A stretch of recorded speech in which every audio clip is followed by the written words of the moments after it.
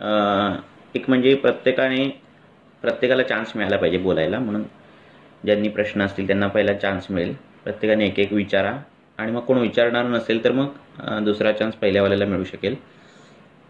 आणि काही तुम्हाला तुमच्या केस काही डिस्कस करायचे असतील तरी तुम्ही त्या करू शकता. तुम्हाला काही मत मांडायचं असेल तर तुम्ही ते मांडू शकता. कोणाला काही विचारायचं असेल तर विचारू शकता.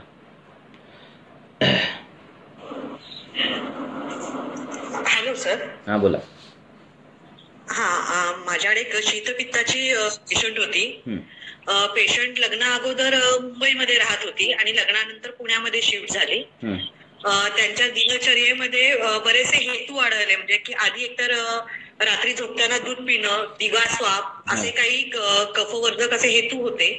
आणि रुग्णाला पुण्यात आल्यानंतर हायपर ऍसिडिटीचा बराच त्रास चालू होता, तर त्याच्यासाठी त्यांनी ॲलोपॅथीची चिकित्सा घेतली होती. त्यामुळे ते आम्लपित्त कमी झालं आणि नंतर पेशंटला शीतपित्ताचा त्रास उद्भवला. आणि प्रामुख्याने पेशंटला मलावष्टांबाची तक्रार होती. मलावष्टांबाची म्हणजे त्यांना रात्री मलप्रवर्तन व्हायचं, सकाळी मलप्रवर्तन व्हायचंच नाही. त्यांना सद्यवमन दिलं, नंतर चिकित्सेत थोडाफार उपशय मिळाला, परंतु त्यांचा मलावष्टांब काही दूर होतच नव्हता. तर याच्याबद्दल थोडंसं मार्गदर्शन हवं होतं. आणि अजून एक शंका याच पेशंटमध्ये अशी होती की पेशंट म्हणाले की जेव्हा मुंबईमध्ये मी होते तेव्हा मला कधीच मलावष्टांबाची तक्रार होत नव्हती, पण पुण्यात आल्यापासून माझी मलावष्टांब किंवा संध्याकाळी पोट साफ होतं, सकाळी पोट साफच होते अशी तक्रार त्यांनी सांगितली होती. तर इथं देश बदलला तर याचा चिकित्सेत कसा विचार करायचा? दोन तीन गोष्टी आहेत यात. मुंबईचं वातावरण हे अनुपप्रदेशातलं वातावरण आहे. तिथे दमटपणा आहे, क्लिन्नता आहे. त्यामुळे पित्त प्रकोपाची कारणं खूप घडतात. जसं वर्षा ऋतूमध्ये क्लेद वाढतो तशा पद्धतीचं ते वातावरण असतं कोकणातलं, मुंबईतलं. त्यामुळे कफाचा द्रवगुण वाढवून किंवा द्रवगुणाने पित्त वाढणं हे प्रकरणं होतात ती मुंबई, कोकण यासारख्या भागात प्राकृततः होतात प्राय. आणि पुणे, सातारा या साईडला कोरडं हवामान असल्यामुळे वृक्षतेने काही प्रकोप होत असेल, वात प्रकोप असेल, वायुपित्ताला हे करत असेल, दुसऱ्या स्थानात नेत असेल, तर अशा पद्धतीच्या तक्रारी ज्या आहेत त्या पुण्यासारख्या ह्याच्यात होतात. आता ज्याही तुम्हाला अशा काही गोष्टी दिसतात की व्याधी पित्ताचा आहे आणि त्यांचे हेतू काय म्हटलात तुम्ही? रात्री दूध प्यायच्या झोपताना दिवा स्वाप होता आणि आधी पित्तवर्धक आहार विहार होता, पण ऍसिडिटीचा त्रास चालू झाल्यानंतर ते कमी केलं गेलं. पण त्यावेळेस बरीचशी ॲलोपॅथीची म्हणजे आपण अँटासिड वगैरे म्हणतो अशी ट्रीटमेंट घेतली होती 5-7 महिने, आणि ऍसिडिटी तशी कमी झाली, तसं शीतपित्ताचा उद्भव व्हायला लागला. रुग्ण अतिशय कृश होती. बरोबर आहे. तर काय असतं परिस्थिती, एक मुलगी होती 5 वर्षाची. Okay okay okay no problem, काय प्रॉब्लेम नाही. तर काय होतं, कधी कधी व्याधी आपल्याला कफ जे दिसतो किंवा पित्त जे दिसतो आणि त्याचे जर हेतू बघितले, त्या आधीचे हेतू, तर ते कसे असतात. प्रत्येक हेतू हा आपण काय म्हणतो की तुम्ही 2 दिवसापासून काय खातात, 1 महिन्यापासून तुमचा आहार विहार कसा आहे, हे हेतू तर व्याधीकर करतातच.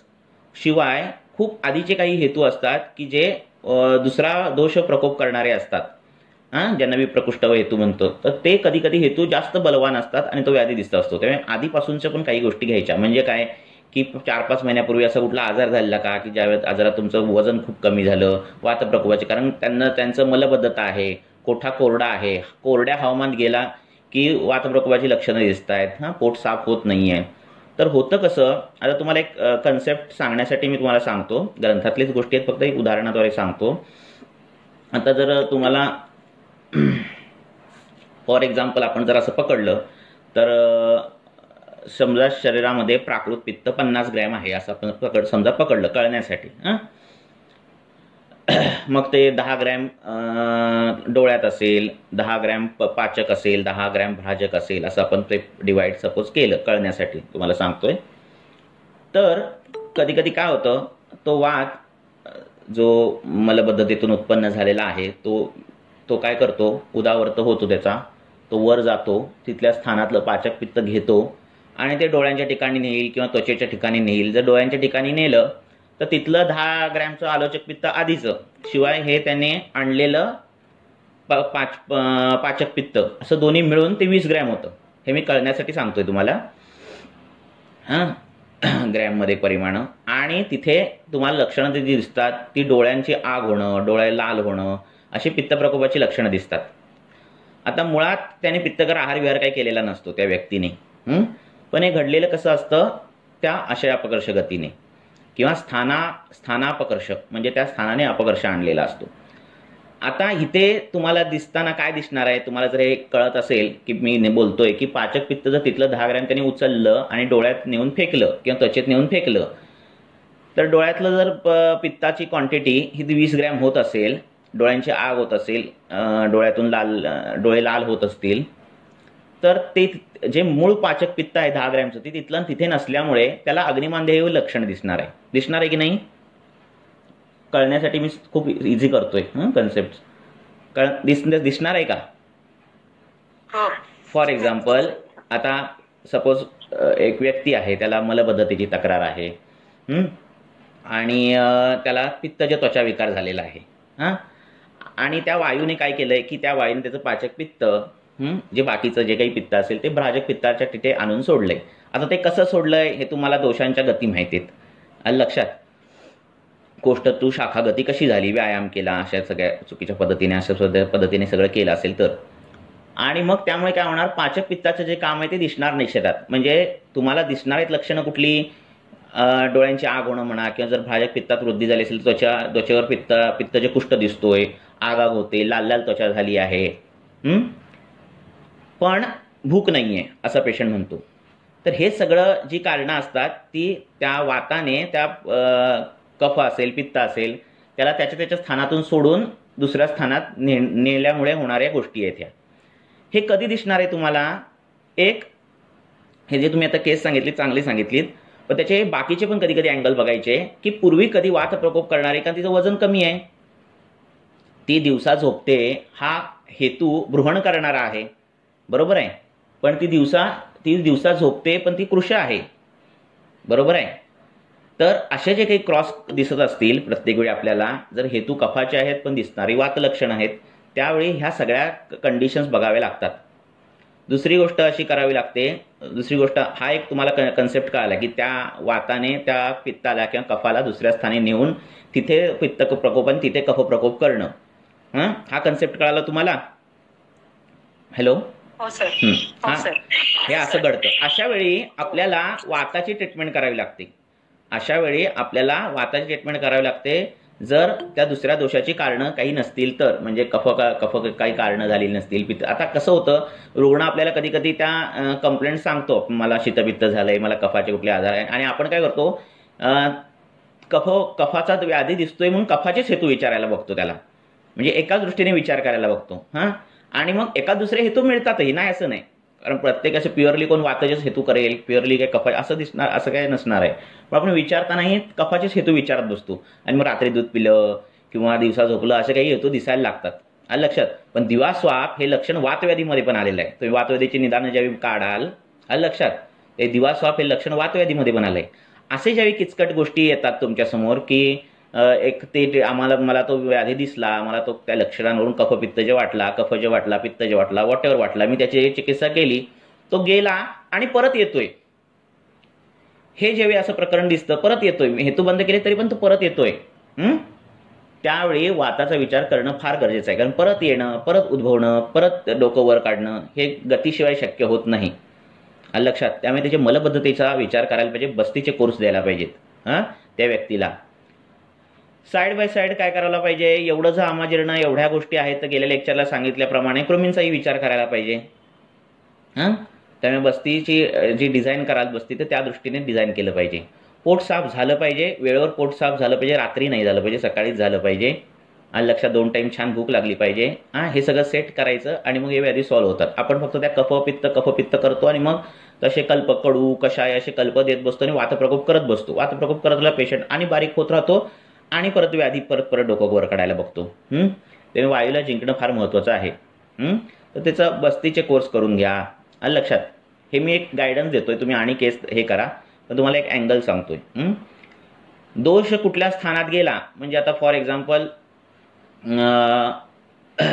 काय बरं, वातदोष सपोज आमाशयात गेला. वातदोष आमाशयात गेला. आता वातदोषाचं स्थान आमाशय नाही आहे, पण तो जर कमी प्रमाणात असेल, वातदोष कुठलाही दोष दुसऱ्याच्या स्थानात गेला आणि जर त्याचं प्रमाण कमी असेल तर स्थानाची चिकित्सा करायची सांगितली आहे. आणि जर स्थानाची चिकित्सा केली तर ते स्थान त्या दोषाची चिकित्सा करतं. कळतंय का मी काय बोललो?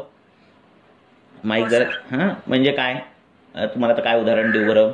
फॉर एक्झाम्पल आता सपोज कफदोष आहे आणि तो पक्वाशयात गेला, संडासला आव होतोय, असं काही होते, पण ते इतकं मोठ्या प्रमाणात नाहीये तो कफदोष की तो मोठा व्याधी निर्माण करेल, फार कमी प्रमाणात आहे. असं जर असेल तर स्थानाची चिकित्सा करा. अथवा जर तो दोष बलवान असेल, दुसरा दोष जो बाहेरून आलेला दोष आहे तो जर बलवान असेल तर त्या दोषाची चिकित्सा करा सांगितले. म्हणजे आता काय मी म्हणतोय की जर सपोज त्यांनी तिखट आंबट खाल्लं, कोणी दोन दिवसापासून तिखट आंबट पेशंट खातोय, पण ते इतकं खात नाही आहे की पित्ताचे कुठला व्याधी निर्माण करेल आणि पोटात जळजळतंय, असं असेल तर चिकित्साही लंघन असायला पाहिजे. आमाशयाची चिकित्साही लंघन आहे, बरोबर आहे की नाही? त्याची चिकित्सा ही कामदुदा नसायला पाहिजे की कुठली वटीगुटी नसली पाहिजे. लक्षात येतंय? आमाशय चिकित्सा ही लंघन असायला पाहिजे. कुठपर्यंत? जोपर्यंत तो पित्तप्रकोप मोठा नाहीये, म्हणजे मोठ्या प्रमाणात हेतू घडत नाहीयेत त्या स्थानाचे, दुसरा दोष त्या स्थानात येऊन मोठी लक्षणं जोपर्यंत घडवत नाहीये, व्याधी निर्माण करतील अशी, तोपर्यंत त्या स्थानाची चिकित्सा करायला पाहिजे. आलं लक्षात? आणि मग हे काही हे सिद्धांत कळाले की चिकित्सेला फार इझी होऊन जातं. असे ज्यावेळी किचकट व्याधी येतात ना, तुम्ही जे बदलात हे सतत असं चिंतन केलं पाहिजे. मुंबईत असं काय आहे जे पुण्यात नाही आहे? मुंबईत असं कुठलं वातावरण आहे की जे पुण्यात नाही आहे? मुंबईमध्ये दमटपणा आहे, मुंबईमध्ये आर्द्रता आहे, मुंबईमध्ये उष्णता आहे. उष्ण गुण आणि आर्द्र म्हणजे आपमहाभूत आणि द्रव महाभूत हे कुठल्या ह्याचं प्रतीक आहेत? आम्लरसाचं. म्हणजे आम्लरसामध्ये काय आहे? उष्णता आणि द्रवत्व आहे. बरोबर आहे? बरोबर आहे. आणि म्हणजे मुंबईत आम्लरस आहे असं पकडायचा, म्हणजे आम्लरस सेवनाधिक्यातून होणारे रोग. आणि पुण्याला गेलात तर पुण्यामध्ये काय आहे? वृक्षता आहे. उन्हाळा असेल तर वृक्ष उष्ण असं कॉम्बिनेशन येईल. आलं लक्षात? आणि उष्ण वृक्ष हे कॉम्बिनेशन काय आहे? कटुरस आहे, तिखट रस आहे. बरोबर आहे? मुंबईत आंबटपणा आहे आणि पुण्यात तिखटपणा आहे, असं जर केलं तर आणि चिकित्साला तुम्हाला हे होईल. आलं लक्षात? त्यामुळे तिथे तिखट रसाने तिथे वात प्रकोप होतोय आणि मुंबईत राहिल्यामुळे आम्लरसाने तिथे पित्त वात प्रकोप होतोय. अशा पद्धतीचं पित्त प्रकोप होतोय, अशा पद्धतीचं हे निदान करायला पाहिजे. कहो पित्त प्रकोप होतोय मुंबईत. असा विचार करून चिकित्सा बदलावी लागते. कधी कधी पेशंट म्हणतो की मी आता तुमच्याकडे आलोय घ्यायला औषध आणि मी जाणार आहे तिकडे, दुसरीकडे जाणार आहे, तर हा विचार करताना औषधातही बदल करावे लागतात प्रॅक्टिसमध्ये. तर हे सगळे विचार करायचे वायूचे. ठीक आहे? कोणाला बोलायचंय का काही?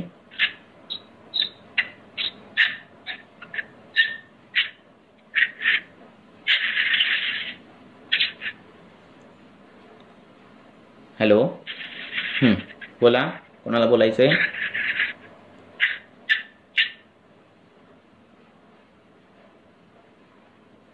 पुढचा प्रश्न कोण विचारणार आहे? मॅडम तुम्हाला काही कळालं का? काय अजून वेगळं हे करावं? सर समजलं. मी काय गायडन्स देऊ शकतो, कारण किती केस अजून डिटेल हे केल्यावर. पण तुम्हाला नेमकं काय आहे बस्ती द्यायला पाहिजे. कारण बघा ना, हेतू ती झोपते तिचं दुसरीकडे चिकित्सेला गेली परत, पण हे मनामध्ये नेहमी राहिलं होतं की देश बदलल्यामुळे किंवा होतो ना का अपयश आलं. तमकश्वासाच्या पेशंटला पूर्वी कोकणातल्या पेशंटला देश बदल सांगायचे, त्याला घाटावर पाठवायचे राहायला की तमकश्वास बरा व्हायचा. राजयक्ष्माचे पेशंट, तमकश्वासाचे पेशंट जे असायचे ना कफाधिक्याचे, तर त्यांना देश बदल सांगायचे की तो बरा व्हायचा राजयक्ष्माचा रुग्ण किंवा तमकश्वासाचा असेल, कासाचे रुग्ण असतील तर एवढा देश बदलाचा फरक होतो. कारण नुसता देश बदल होत नसतो, ते हवाचा पण बदल होतो आणि पाण्याचा पण बदल होतो.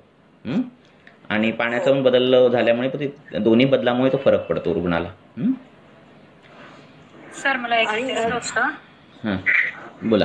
या केस मध्येच म्हणते मी की जसं त्यांनी म्हटलं ना की आम्लपित्ताचा त्रास होता आणि त्यांना औषधी गोळ्या घेऊन मग त्यांना तो त्रास कमी झाला, तर मग ह्याच्यामध्ये आपण असा पण विचार नाही करू शकणार का की अँटासिड वगैरे घेतल्यामुळे त्यांचं जे पित्त आणि तो दुसऱ्या मार्गाने निघाला होतं ना. आता आम्लपित्त सगळ्या उलटीसारखं वाटतं पेशंटला आणि तो पेशंट पॅन्टाप्रेझॉल रॅन्टाडिन जर घेत असेल तर ते छर्दीच्या वेगाचं रोधन नाही का होत, उलटीसारखं वाटत असतं त्याला आणि तो घेत असतो ते होणार ना. मग विसर्प कोष्टाक्षी कंडू पांडवा जरा यापैकी काहीतरी त्याची संप्राप्ती जाते त्याकडे अंगाला कुष्ठासारखं काहीतरी दिसायला लागतं, कितीतरी अँटासिड घेणाऱ्या लोकांना आहेत ना या संप्राप्त्या. सकाळी जर तत्रोत्क्लेश समुत्क्लिष्ट कफ प्रायचले असं काही जर दिसत असेल, तोंडाला पाणी सुटतंय, कफ येतोय बाहेर, तर उलटीच काढली पाहिजे नाही का. ती काढणे ती न काढता जर तुम्ही प्रोटॉन पण इनिबिटर घेत असाल किंवा दुसरे काही उपचार करत असाल चुकीच्या पद्धतीने, तर ते वेगधारणाचे परिणाम त्यांना भोगावे लागणार ना. तो आम रसगत होणार, मांसगत होणार, मांसगत झाला तर त्वचेवर तर दिसायला लागणार. असं. बर, दुसऱ्या कोणाचं काय?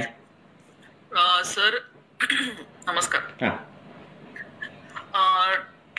वैद्य भरत जाधव म्हणून माझ्या ओळखीचे होते, मालेगावला प्रॅक्टिस करत होते, आयुर्वेदिक प्रॅक्टिस. एक्सपायर्ड अँड मी काल त्यांच्या मिसेसला फोन केला तर त्या म्हणाल्या की त्यांना डायबिटीज होता, which was not ruled out. म्हणजे ते कंट्रोलमध्ये कधी घेत होते औषधं, कधी नाही घेत होते. आणि त्याच्यानंतर मग त्यांना डोळ्याचा त्रास झाला. डोळ्याचा त्रास झाल्यानंतर मग त्यांचं जानेवारीमध्ये किडनी फेलियर्सच्या साईडला गेले. क्रिएटिनिन वॉज 11 समथिंग, आणि जानेवारीमध्ये 5 होतं, आणि नंतर मग in the end of March it became 11. आणि मग इन जानेवारी he was shifted to dialysis. मग ते डायलिसिस रेग्युलर त्यांचे जे ॲलोपॅथिक औषध वगैरे सगळे चालू होते, आणि ही एक्सपायर्ड इन लास्ट मंथ. तर मग कसं, म्हणजे हे फक्त डायबिटीसच्या मुळेच झालं आहे का सगळं? काय आपल्याला ती केस कशी कळणार आपल्याला नाही का? मृत्यू कशाने, काय अजीर्णामध्ये पण मृत्यू दिलेला आहे, हृदरोग दिलेला आहे. म्हणजे कशातून कळणार आपल्याला? केस पाहिजे, त्यांचं दिनचर्या पाहिजे, हेतू पाहिजेत. कमी झालं ते मॉडर्न झालं ना, आयुर्वेदानुसार काय झालं ते बघायला पाहिजे ना. हा, तर मग आपण आता आयुर्वेदाने कसा विचार करायचा? त्याचं आपल्यासाठी त्यासाठी केस पाहिजे, त्यांची डिटेल काहीतरी, काय हेतू घडले, कसे हेतू घडले, काय झालं ते पाहिजे ना. लक्षात येतंय का? मॉडर्ननुसार प्रत्येक वेळी नाही करता येत विचार. 4-4 HB असलेल्या बायका 4-4 मुलांना जन्म दिलेले आहेत PSC मध्ये, जे मॉडर्ननुसार पॉसिबल नाही आणि व्यवस्थित अगदी. त्यामुळे मॉडर्नच्या प्रत्येक क्रायटेरियानुसार नाही होता येत. लक्षात, पेशंट किती दुखतं म्हणतो पोटात आणि सोनोग्राफीमध्ये नील दाखवतात रिपोर्ट. असं होतं की जेवण जात नव्हतं, मळमळ व्हायची कंटिन्युअस. मग ते अन्नानं मिळालं अशा लक्षण कशामध्ये आलंय ते सगळं काढून केस डिटेल हिस्ट्री पाहिजे आयुर्वेदाच्या ह्याच्यावर धाटणीवर, म्हणजे काहीतरी सांगता येईल त्याला. मॉडर्न पॅरामीटर्सवर काय सांगता येत नाही, म्हणजे सांगता येत नाही. मी त्याला काही खूप अँगल येतील, त्याला काही 2-3 तास पुरणार नाही. आले का लक्षात? अच्छा. आता माझ्याकडे एक एसायटिसचं पेशंट आहे, मागे पण डिस्कस झालं होतं. तर आता त्यांचं HB कमी होत नाही, HB कमी आहे, लाईक इट्स 5. आणि एक सांगतो तुम्हाला, आम्ही पुण्याला एक ठिकाणी लेक्चरला जायचो, मोठे वैद्य होते. आयुर्वेदीय विचार किती अंगात असले पाहिजेत ह्याचं उदाहरण सांगतो तुम्हाला, म्हणजे तुम्हाला कळेल. तर त्यांना असंच विचारलेलं, आणि HB, तर ते वैद्य म्हटले की मला HB म्हणजेच काय माहिती नाही. तर ह्याचा मागचा उद्देश हे नव्हता की त्यांना HB माहिती नाही आहे, ते विचार कशा पद्धतीने करतात हे महत्त्वाचं होतं. आलं का लक्षात? त्यामुळे हे विचार नंतरचे फार आहेत, आधी आयुर्वेदिक पद्धतीने काय आहे हेच महत्त्वाचं आहे. आलं लक्षात? HB 17 असलेली पण लोक आहेत ज्यांच्यात सामत आहे रक्तामध्ये. HB 5-7-8. पेशंटचं कंप्लेंट लक्षणं बघायला गेलं तर कंडू आहे,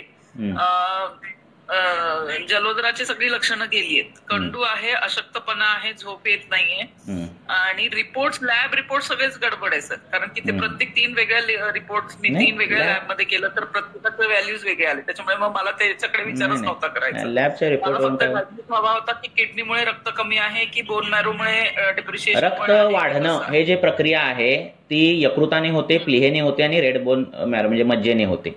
लक्षात? राईट. म्हणजे तुम्हाला प्लीहा जर काढली तर रेड बोन मॅरो वाढताना दिसते. आता हे सगळं मॉडर्न विषय, मला काही मॉडर्न विषयावर चर्चा करण्यात अजिबात हे नाही, पण सांगतो तुम्हाला की जर स्प्लीन काढली तर रेड बोन मॅरो जी आहे ती वाढलेली दिसते. लक्षात? तर रक्त व्यवस्थित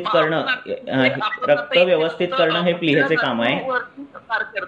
रक्त जर काढली तर मज्जाधातू नाही, तसं कोरिलेशन करायचंच नाही. मी आता तुम्ही मॉडर्न विचारताय म्हणून मॉडर्न मध्ये सांगतोय. लक्षात? दुसरी गोष्ट, रक्त बिघडलं तर प्लीहा वाढते. प्लीहा वाढणार का? तर कामाचा जर लोड वाढला तर ती वाढणार आहे. दुसरी गोष्ट, रक्त बिघडलं, रक्त कमी झालं तर यकृत खायला सांगितलेलं आहे. ही रक्तपित्त याच्यामध्ये तुम्ही बघाल.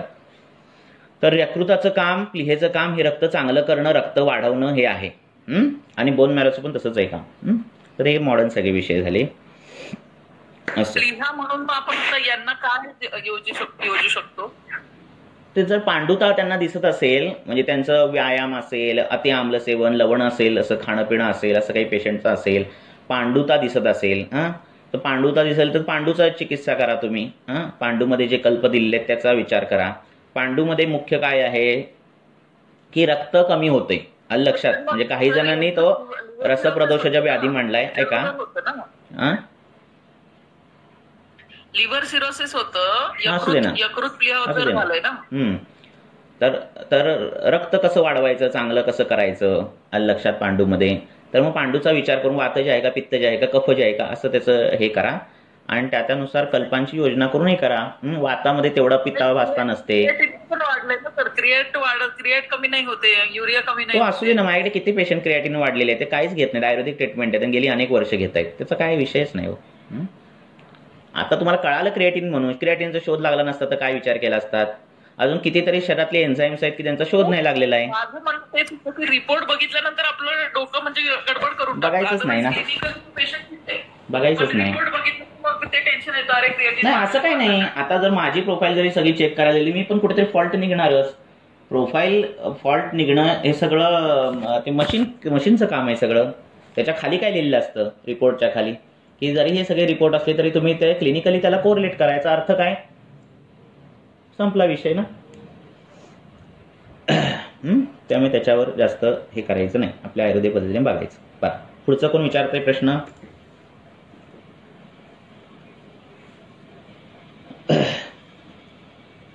अजून कोणाला काही विचारायचं आहे का? केस असेल तर विचारा. हॅलो, बोला. सर, ज्वर आला की भूक लागते असं लक्षण निर्माण होऊ शकतं का? म्हणजे आणि अशामध्ये काय विचार करायचा? पित्त ज्वर म्हणून विचार करायचा की? हो, लागते ना तशी भूक. तशी भूक लागते, पण ती भूक लागल्यावर जेवण पचतं का हे पण महत्वाचं आहे. जर भूक लागल्यावर ते जेवण पचत असेल तर तीच बरोबर भूक आहे, नाही का. तीक्ष्ण गुणामुळे पित्ताच्या भूक लागते कधी कधी. तीक्ष्ण ज्वरामध्ये होऊ शकतं? हो, होऊ शकतं ना. अकाल खाणाऱ्या रुग्णांना आणि डायबिटीस मध्ये तशा भूका लागतात, आहे की नाही, 2-2, 3-3 तासांनी. डायबिटिकच आहेत, अजीर्ण असतात ना काही, रसशेषाजीर्ण आहे, अकाली भूक लागते, त्याच्यात कधी पण भूक लागते. पण ते सुश्रुतांनी सांगितलं अकाली भुकेला जेवायचं नाही, काल भुकेला जेवायचे. म्हणजे हे पण महत्वाचं आहे. ती लागणारी भूक जर तुम्ही थांबवून धरली, म्हणजे अकाली लागणारी भूक, तर पाचन होतं चांगलं. ओके. आणि सर, काही पेशंटला तुम्ही त्या दिवशी सांगितलं की फक्त म्हणजे आपल्या ग्रंथातही सांगितलेलं आहे की 2च वेळेला जेवायला पाहिजे, पण काही लोकांना जर सकाळी नाश्ता नाही केला तर ऍसिडिटी सारखी लक्षणं त्यांना निर्माण होतात. म्हणजे जेवू दे ना, सकाळी कोण जेवायला नाही सांगितले, सकाळी जेवायचंच आहे, सकाळी जेवायचंय, संध्याकाळी जेवायचंय. आणि सर, चक्कर आल्यासारखी आणि शिरशूल हे लक्षण एकदा चुकीची दिनचर्या खूप केलेली असते आणि लगेच चांगली दिनचर्या आवडत नसते आणि ती होत नसते. शरीराला हळूहळू बदल करावे लागतात पादाच्या क्रमाने. लक्षात, एकदम तंबाखू खात असेल पेशंटला, एकदम तंबाखू सोडली की चक्कर मारते, म्हणजे तंबाखू चांगली का? आलं का लक्षात? दारू पिणाऱ्या व्यक्तीची जर दारू सोडली दुसऱ्या दिवशी, तर दुसऱ्या दिवशी भूक जाते, झोप जाते, तो रोगी होतो. जो छान असतो स्वस्थ रुग्ण तो रोगी होतो दारू बंद केल्यावर, म्हणजे ती दारू चांगली का? तर प्रत्येक वेळी कार्यावरून त्या द्रव्य चांगला आहे की वाईट आहे हे नाही सांगता येत. लक्षात, ते शरीराला बदल पण, चांगला बदल पण शरीर लवकर एक्सेप्ट करत नाही. त्यामुळे हळूहळू पद्धतीने सगळं करायचं.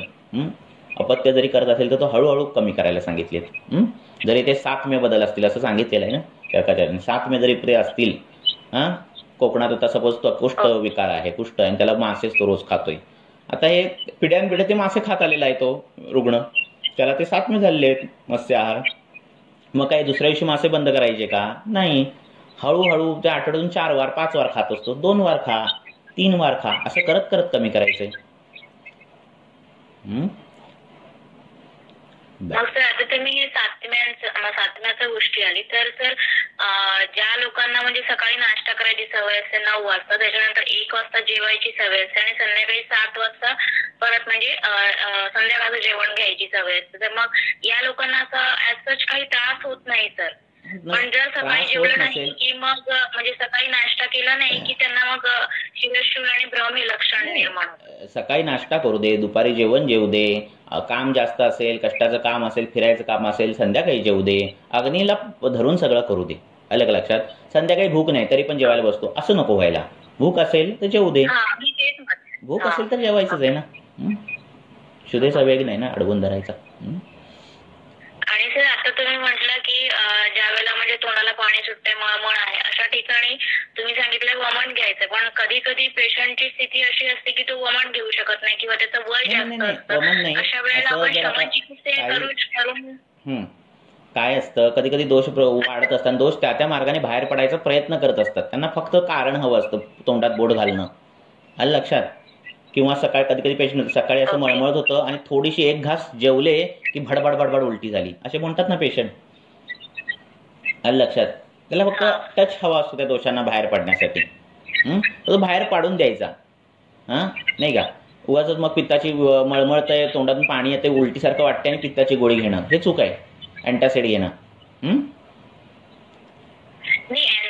नाही सर, आपल्यातली जर आपण शमन चिकित्सा अशा वेळेला केली तर म्हणजे देऊ शकताय.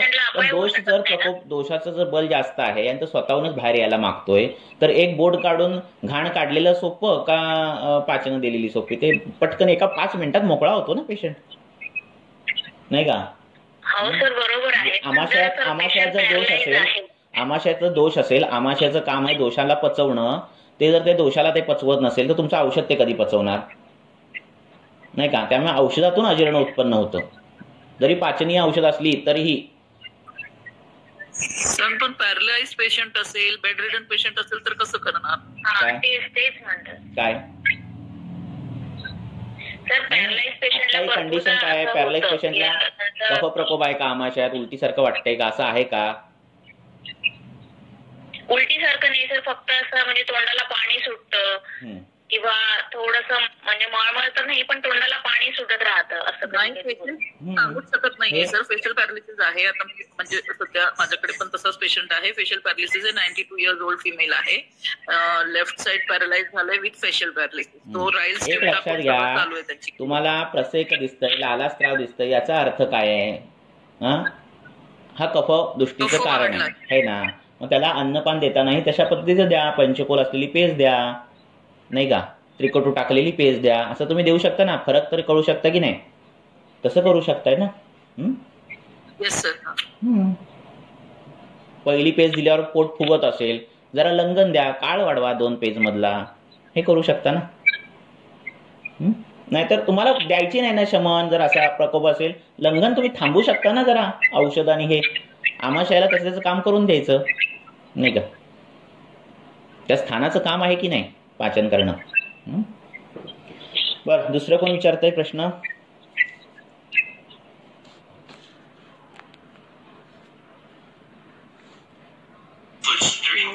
सर एक पेशंट होता, त्याला उन्हात गेलं काय झालं सांगावरून खायचं. काय म्हटलं.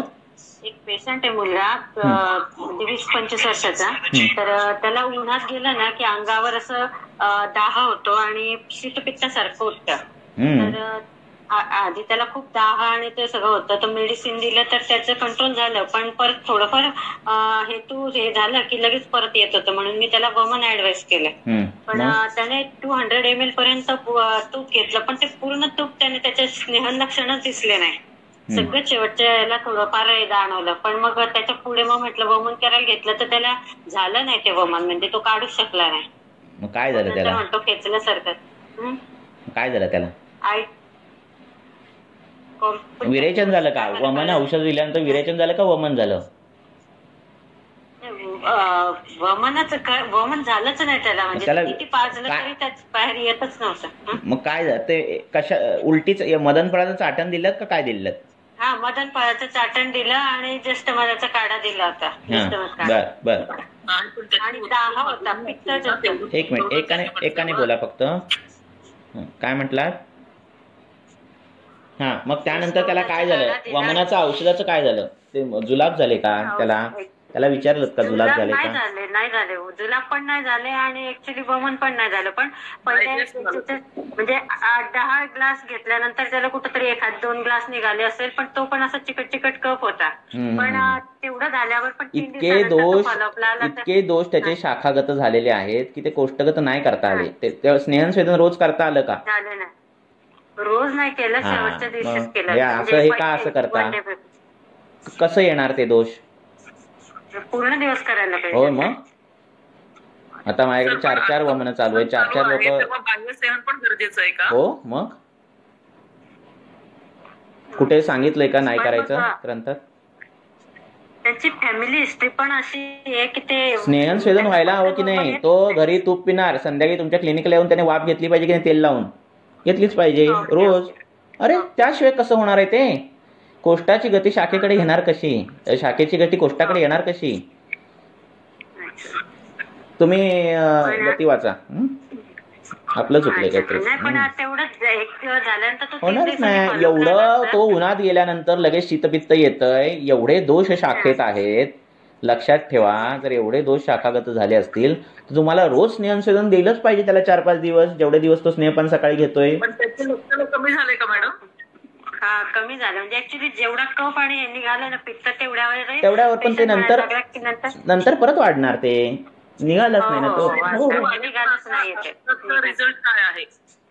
ऍक्च्युली त्याला आता पहिले जो घाम येत नव्हता, घाम यायला लागला आणि म्हणजे बाकीचं हे झालं, म्हणजे आलं नाही 3 दिवसात त्याला पित्त परत तेवढं. पण ते रिलॅक्स होऊ शकेल कारण पूर्ण झालं नाहीये. नाही होणार ते, परत येणार ते. रिपीट करायला पाहिजे ना? हा सर, म्हणजे परत रिपीट करायला पाहिजे. ते आता लगेच नाही तुम्ही करता येणार. स्नेहसंवेदन करायला पाहिजे ना, पण 3-4 दिवस जेवढे दिवस तो स्नेहपान आत घेरी घेतो घ्यायलाच पाहिजे ना. नेक्स्ट टाइम करा, त्याचं व्यवस्थित करावं. नेक्स्ट टाइम करायचं.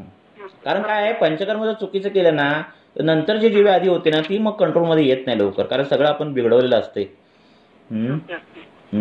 पण मग आता समजा त्यांना फॅमिली हिस्ट्री होती की त्यांना पटकन वमन येतच नाही असं, तर मग तुम्ही आपलं स्नेहसंवेदन व्यवस्थित झालं पाहिजे ना तुमच्याकडून. सर, तुम्ही डोस किती दिला होता मॅडम? 25 ml पासून चालू केलं आता, डबल करतात. मुळात स्नेहसंवेदन झालं नाही तर मी पुढचा विषयच येत नाही. कमी झालं ना, मग त्यांना डोस वाढवायला पाहिजे होता पहिला. कसा वाढवणार? नुसता वाढवून पण चालणार नाही. वमन औषध नुसती वाढवून नाही चालणार.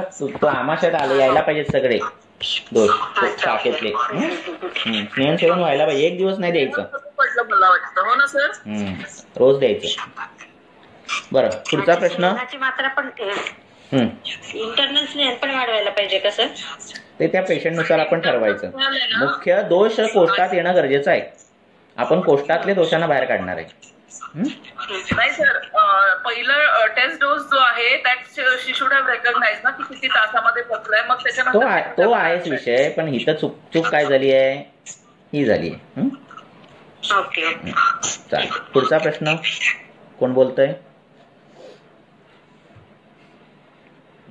नवीनांना बोलू दे. दुसरं कोणाला काय सांगणं विचारायचं असेल तर, चर्चा करायची असेल तर करूया.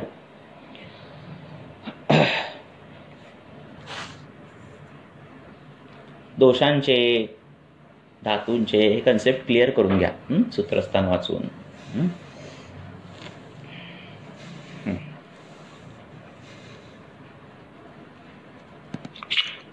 सर, मात्रा बस्तीसाठी सुद्धा स्नेहसंवेदन कंपल्सरी आहे का? बस्तीला नाही कंपल्सरी. आपण करतो पण बस्तीला कंपल्सरी नाही. लक्षात ठेवा, वातव्याधीमध्ये सांगितलंय की तुम्ही वारंवार स्नेहसंवेदन करा. लक्षात, तुमच्याकडे मात्रावस्थेचा पेशंट येणारा वातव्याधीचा असणार आहे, बरोबर आहे ना?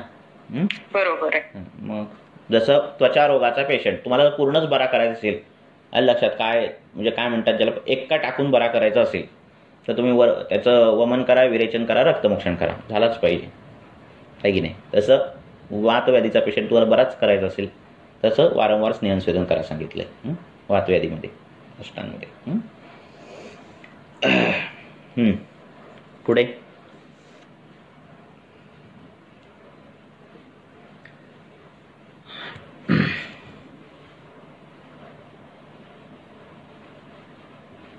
अजून कोणाला काय चर्चा करायची? अजून 15-20 मिनिटं बोलूया आपण.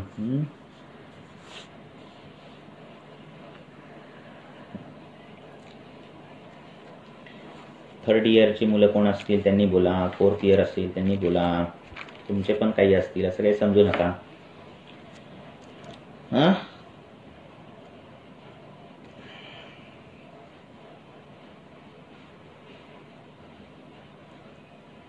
असं सगळा विचार करावा लागतो दोषांचा, त्याच्या स्थानांचा.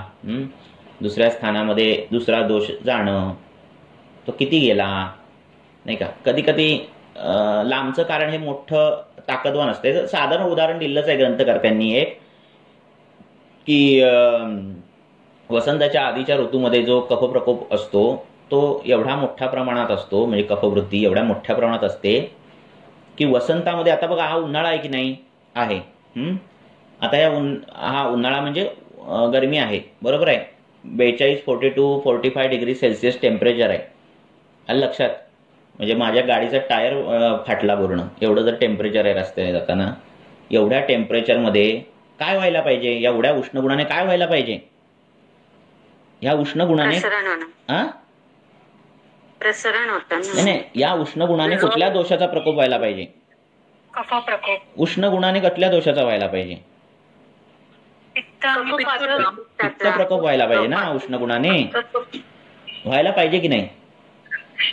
आणि आपण करतोय काय, वमन करतोय. दिसतोय प्रकोप कुठला, कफाचा दिसतोय.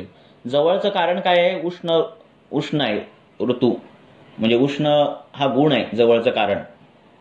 पण विप्रकृष्ट कारण आहे कफाचा, बरोबर आहे की नाही. आणि त्या विप्रकृष्ट कारणाचं बल जास्त आहे, त्यामुळे आपल्याला वमन चिकित्सा करावी लागते. कळतंय काय. त्यामुळे कधी कधी 1 महिन्यापासून 10 दिवसापासून काय पेशंटचा आहार विहार आपण विचारतो, त्याच्या आधी काय कुठला व्याधी होता का हे विचारणं गरजेचं आहे ना. 1 महिन्यापूर्वी नाही बाबा, 2 महिन्यापूर्वी मी ॲडमिट होतो, असं ॲडमिट होतं की माझं वजन 10 किलो कमी झालं, हा वातप्रकोपाचा विचार करायला पाहिजे तुम्ही आत्ताच्या हेतूंमध्ये त्याच्या. कारण ते जरी दूरचं कारण असलं, विप्रकृष्ट जरी कारण असलं तरी ते व्याधी करण्या इतपत ते कारण आहे, बरोबर आहे. 1 महिन्यापासून मी गोड खातोय किंवा 1 महिन्यापासून तिखट आंबट, 1 महिन्यापासून मला उन्हात जावं लागतंय, हे जे 1 महिन्यापासूनचं कारण, आणि 2 महिन्यापूर्वी मी असं काही आजारी पडलो आणि माझं 10-15 किलो वजन कमी करणं, ह्याच्यामध्ये कुठलं कारण बलवान आहे ह्याचा पण विचार करावा लागतो. व्याधीजनक कारण कुठलं आहे ह्याचा पण विचार करावा लागतोय ना. त्यामुळे अगदी छोटी केस हिस्ट्री नका घेऊ की 1 महिन्यापासून बाबा त्याला हे होतंय किंवा 2 महिन्यापासून, त्याच्या आधी कुठला व्याधी झाला का, त्याच्या आधी काय झालं का, असं काय घडलं का, घरात कोण वारलं का, घरात काही वाईट घडलं का, काम शोक भयात वायू, त्या शोकातून वायू उत्पन्न झालेला आहे का, हे काढावं का लागतं वायूचं. कारण वायू काही करू शकतोय. तो तुम्हाला पित्ताची पण लक्षणं दाखवेल पित्ताबरोबर मिक्स होऊन, आणि कफाबरोबर मिक्स करून कफाची पण लक्षणं दाखवेल. ते बाकी ते निष्पाप असतात दोघं कधी कधी, कफ आणि पित्त. हा वायू जो आहे तो त्यांना काहीतरी करून टाकतो. मग तो त्याला त्वचेवर आणेल, त्वचेतून इकडे आणेल तिकडे आणेल, आणि आपल्याला घाबरवतो म्हणजे काय, आपल्याला मग चिकित्सा दिली फरक पडत नाही, चिकित्सा दिली फरक पडत नाही असं दिसायला लागतो. त्यावेळी वाताचा विचार करावा लागतो. तुम्हाला कालच्या पण लेक्चर आहे, वाताचा, कृमीचा, रक्ताचा विचार हा करावा लागतो वेगवेगळ्या मार्गाने. ज्यावेळी पटकन आपल्याला, म्हणून कधी कधी 10 दिवसानंतर आपल्याला चिकित्सा बदलावी लागते. कधी कधी चुकतं आपलं निदान, माणूस आहोत आपण, हेतू बघितले सगळं बघितलं तर कधी कधी ते आपल्याला व्यवस्थित कळालेला असतो दोष, त्या दोषानुसार चिकित्सा झाली असते, पण काही लक्षणच कमी व्हायला मागत नाहीत. असं ज्यावेळी होतं त्यावेळी आपली दृष्टी लगेच बदलावी लागते आपल्याला. मग काढावं लागतं वाताचा काही संबंध आहे का, कृमींचा काही संबंध आहे का, रक्ताचा काही संबंध आहे का, हे काढावं लागतं लक्षात. त्यामुळे हे पॉईंट सोडून नाही चालत चिकित्सेमध्ये. आलं लक्षात.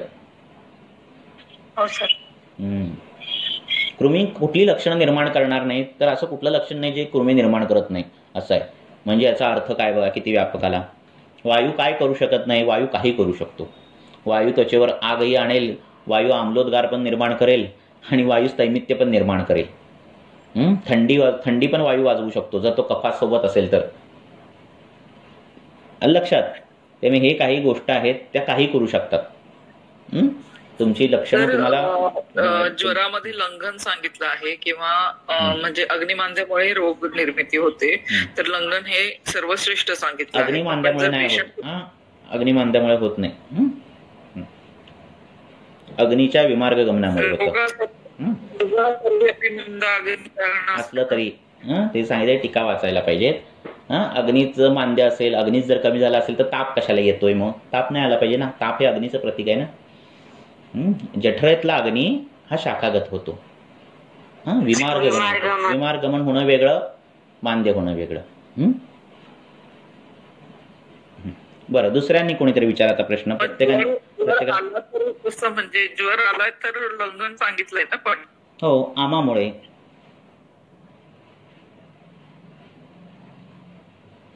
आमाची चिकित्सा लंघन आहे. बर, दुसरा कोणाला विचारायचा काय प्रश्न विचारा. प्रत्येकाला चान्स मिळू दे जरा. सगळ्यांनी एक जण बोलव दे. कारण बोला. आपण कृमीमध्ये जे काय द्रव्य वापरतोय ना, ती बऱ्यापैकी सगळी रूप आणि उष्ण अशी आहे. तर ते काही प्रकृती पण मुलं किंवा इतर पेशंट असतात, तर त्यांच्या बाबतीत आपण कृमींना द्रव्य निवडताना कसं विचार केला पाहिजे? कफज कृमींमध्ये कृशता हे लक्षण आलेलं आहे. म्हणजे काय बघा, जर कफज कृमींमध्ये कृशता लक्षण असेल तर आपल्याला कृमीची चिकित्सा अपत्रपणच ती येणार ना. कृमींना वृक्ष असली तरी चालतील, तर शोधून होईल. नंतर ज्यावेळी तो जेवेल त्यावेळी त्याला जेवण शरीराला लागेल त्या मुलाला. लक्षात येत आहे? लक्षात आहे? तुम्ही कसं विचार करताय, तो कृश आहे म्हणजे तो वात आहे प्रधान, असं नाहीये. तो श्रोतोरोधामुळे पित्त प्रधान जर प्रकृती असेल, पेशंटची जर पित्त प्रधान प्रकृती असेल ना का, मग काय झालं? कडू औषध आहेत ना, एक प्रकृती विघात करतात कृमींचा, ती शीत आहेत. कृमींना काय विडंगच पाहिजे मारायला असं काही नाही. अच्छा, म्हणजे आपण निंब देऊ नाही का? कितीतरी औषध आहेत जी कृमिक नाहीत. निर्गुंडी आहे. वाताचा रुग्ण असेल तर तुम्ही ते निर्गुंडी म्हणून वापरू शकता, तेही कृमिग्न आहे, नाही का? तुम्ही जर ग्रंथात बघितलं तुम्हाला लिस्ट ऑफ कृमींच्या सूत्राच्या अध्यायात तुम्हाला लिस्ट मिळेल. गोमूत्र आहे, कफज असतील तर गोमूत्र वापरू शकता, पित्ताचा असेल तर निंब वापरू शकता, कफज कृमी असतील तर पिंपळमूळ, मिरे किंवा ही सगळी औषधं कृमिग्न आहेत. बस्तीत देताना तुम्ही जे मदनफळ देता तेही कृमिग्न आहे. देवदार कृमिग्न आहे. कितीतरी आहे त्याला. पळस पापडी आहे. बोला. कारण आजकाल आयुर्वेदाची पण ट्रीटमेंट बरेच पेशंट घेऊन बरेच जागेवर ट्रीटमेंट घेऊन आलेले असते, त्यामुळं त्यांचं आपल्या द्रव्यात जर आपण कशाय गुणाचे असले किंवा गुणाचे असले तर आवाज जातोय तुमचा, ब्रेक होतोय आवाज. परत विचारा.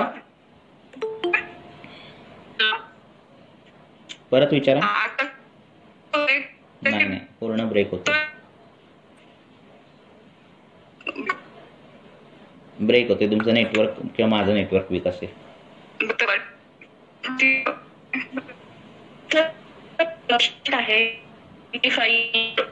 बर, थांबा, आता दुसऱ्यांना विचारू दे प्रश्न. त्यांना रिकरंट असं कधी युरिन ट्रॅक इन्फेक्शन होतं, कधी रक्त म्हणजे वेळच्यातनं टॉयलेट झाल्यानंतर,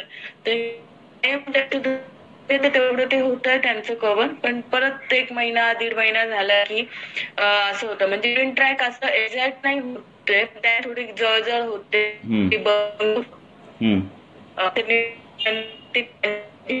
दुसरं कोण हा प्रश्न दुसरा कोणाला ऐकायला आला तर विचारताय काय? मला ऐकायला येत नाहीये. लघवीच्या जागेला जळजळ होते आणि काय?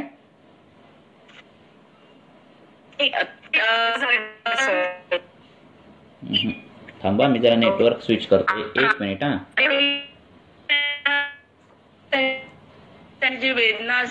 आता प्रश्न विचारा, मला आता आवाज येतोय. युरिनचं ज्यावेळेस त्यांना इन्फेक्शन सारखं होतं त्यावेळेस, आणि मग ते जरा ते थोडं कव्हर झालं तर मग परत कधी टॉयलेटच्या नंतर रक्त पडणं, त्या जागेत आग होणं, ठणका, असं फिशर सारखं थोडस हे होतं. तर मग एक्झॅक्ट काय इथे विचार सांगतो करायला पाहिजे आपण. तर विचार सांगतो. तुम्ही माईक बंद केलात तरी चालेल. हॅलो. माईक बंद केलात तरी चालेल. हॅलो. आवाज येतोय मला. माझा आवाज येतोय का तुम्हाला? हो येतोय सर. हा, माईक बंद करा, सांगतो तुम्हाला. मी परत विचारू का? नको, कळालं मला, प्रश्न कळाला. लघवीच्या जागी त्यांना इन्फेक्शन होतं, जळजळ होते आणि हे थोडं काय उपचार केले तरी परत होतो. बरोबर आहे ना? असंच आहे ना?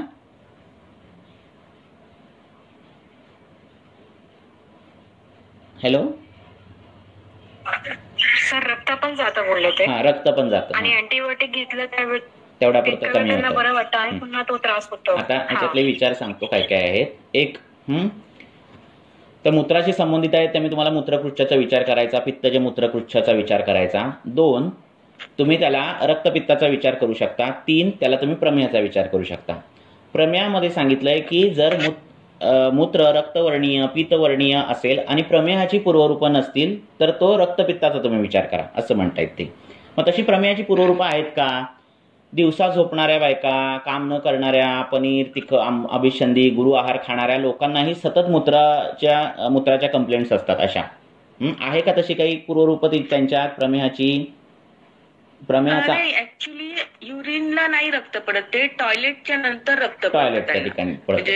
हा, म्हणजे एकदा युरिनचं होतं, कधी टॉयलेटचं होतं. युरिन मधून रक्त नाही पडलंय त्यांना कधी, पण युरिन मधून आग होते. धरून मी करते ट्रीटमेंट, पण ती अशी पूर्ण नाही होते. हेतू पण बघा, आलं लक्षात, हेतू पण बघावे लागतात. काहीतरी त्यांचं चुकत असतं. आंघोळीच्या आधी चहा घेणं हा कॉमन हेतू असतो.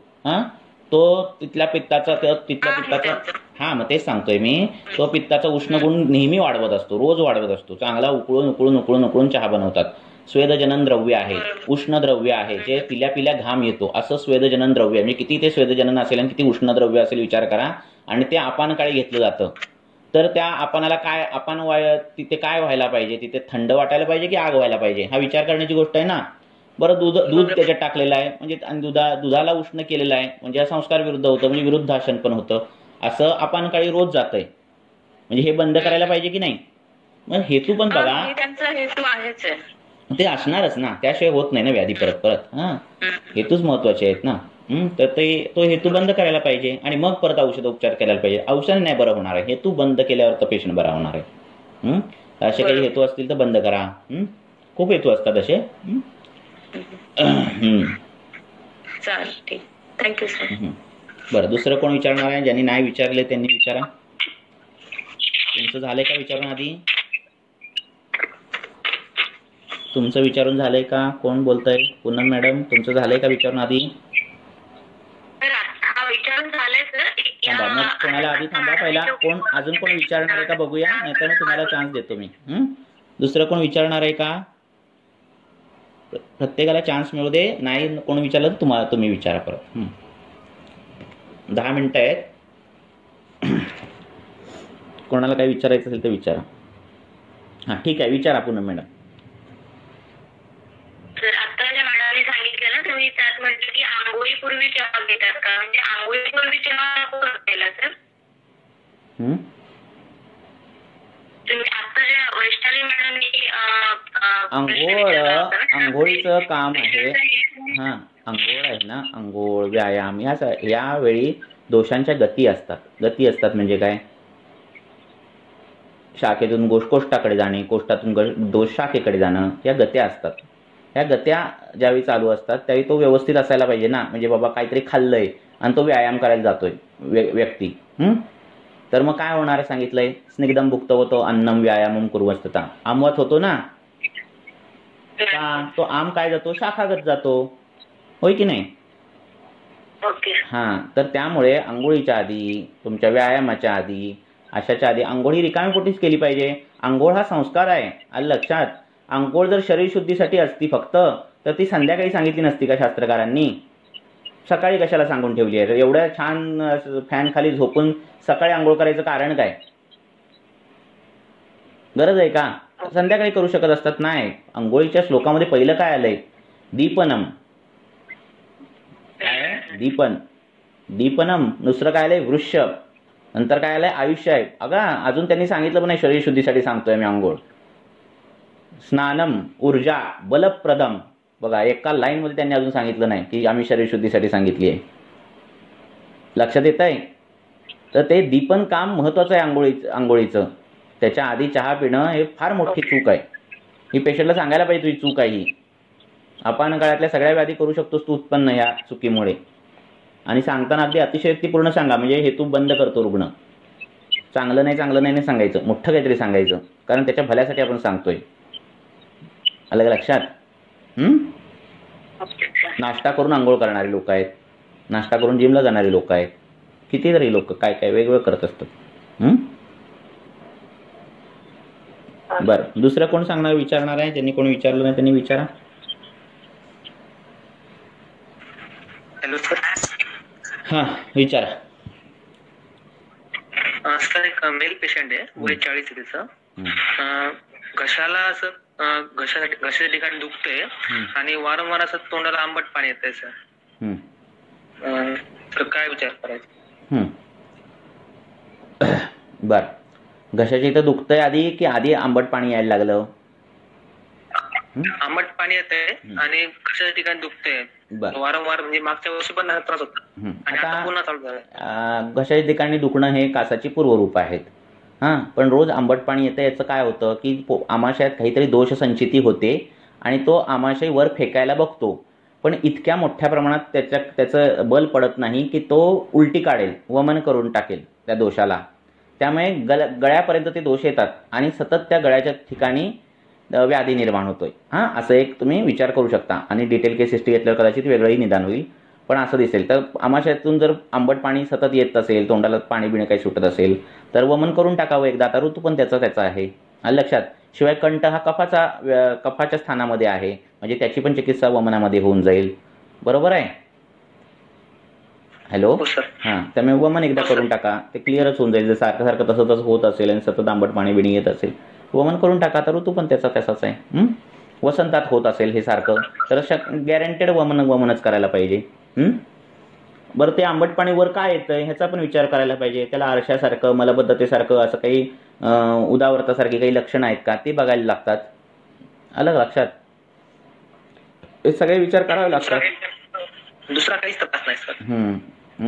उदावर्तचा विचार वेगळ्या मार्गाने करावा लागतो, नाही का? अश्रूचा वेग अडवल्यावर उदावर्त होतं, म्हणजे असंही आहे. म्हणजे मग कसा विचार करायचा बघा. वेग जे काही आहे ते अडवल्यावर नंतर वायूचा प्रकोप होतो. तो वात जो यायला पाहिजे, अश्रूंना बाहेर काढायला पाहिजे, तो वात आमाशयात जातो. आणि पेशंट म्हणतात ना, भूक नाही लागली ते झालं प्रकरण, आणि ती रडली नाही, भूक नाही लागली, आणि 3 दिवसांत जी काय रडली त्यानंतर तिने काहीतरी खाल्लं. हे का घडतं? हे सगळे आपले विषय आहेत आयुर्वेदाचे. हे काय मॉडर्न यायला उत्तरं नाही आहेत. आलं लक्षात? वेगाने त्या ठिकाणून बाहेर यायला पाहिजे, नाहीतर तो वात फिरतो आणि तो मागे येतो. मागे आल्यावर तो कुठे जाईल त्याच्यानुसार तो व्याधी निर्माण करतो. आलं लक्षात? असं. बरं, पुढे अजून एक 5 मिनिटं. सर, सद्य वमन मध्ये कसं करता येईल, किंवा समजा आपल्याला ते पूर्ण करायला सद्य वमनचे सरळ हे दिलेले आहेत. काय दिलेले आहेत? लक्षण दिलेले आहेत. तोंडाला पाणी सुटतंय, उलटीसारखं वाटतंय. या व्यतिरिक्त मी तरी करत नाही कुठे सद्य वमन. असे हे 2 गोष्टी दिसत असतील, दोषच बाहेर पडायला मागतोय तरच, नाही तर सरळ वमनच, क्लासिकली वमनच करतो. अच्छा. बरं, अजून कोणाला दुसऱ्यांना कोणाला प्रश्न आहे का? ज्यांनी विचारलाय त्यांनी न विचारता कोण दुसऱ्याने विचारा. म्हणजे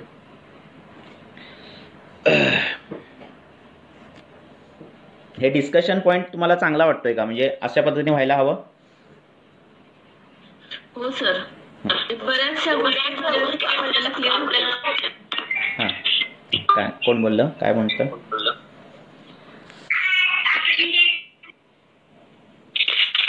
बोला, कोणाला बोलायचं?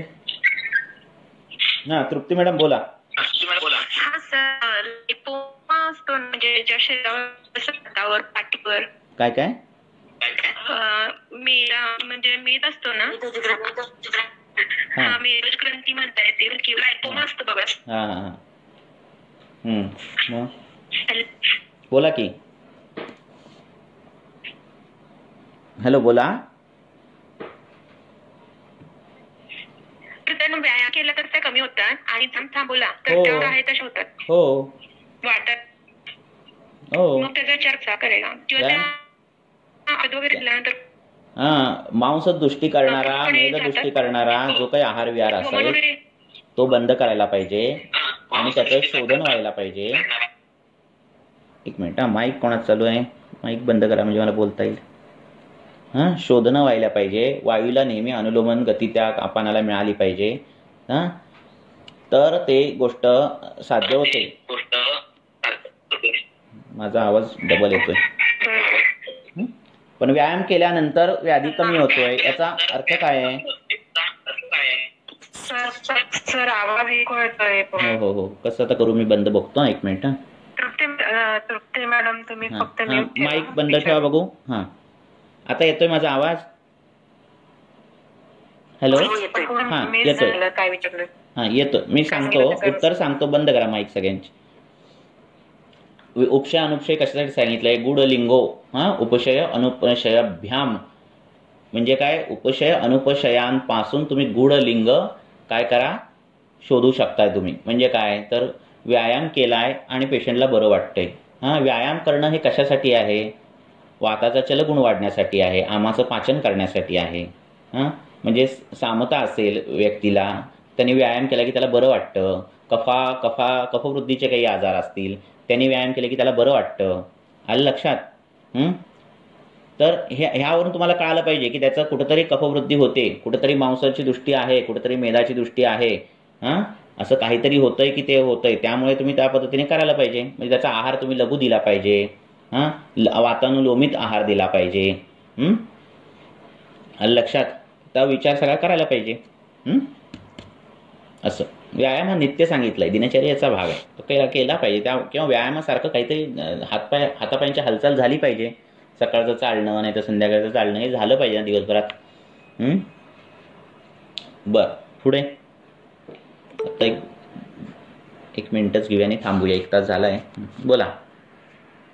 तुम्हाला हे कळालं पाहिजे, लक्षात येते का? आता पोटात गुडगुडतंय, पोट फुगतंय, अशी लक्षणं आहेत. आणि कधी होतंय म्हटल्यावर तो म्हणला की जड खाल्लं की होतंय, मधुर खाल्लं की होतंय, आंबट खाल्लं की होतंय, आणि पावसाळ्यात होतंय, असं जर म्हणत असेल तो रुग्ण, लक्षात, किंवा सकाळी उठल्या होतंय असं तो म्हणत असेल, की मी जड खाल्लं की होतं, तर बघा ना, मधुर खाल्लं की वात उलट कमी व्हायला पाहिजे ना.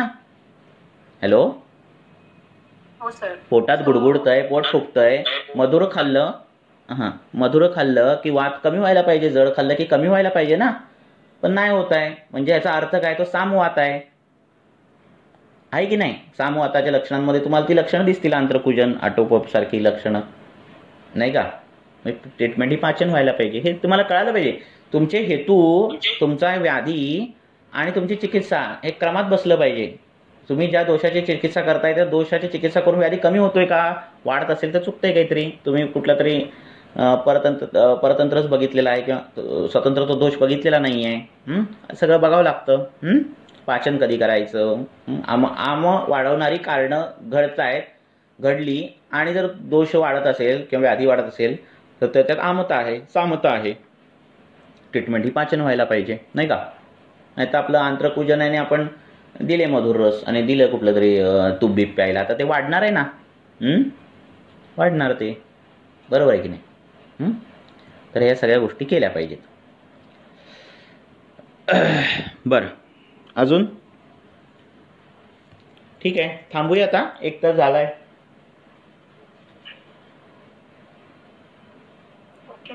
ओके. आणि पुन्हा आपण करायचं आठवड्यातून 2-3 वार आहेतच. ओके. Thank you sir. ओके.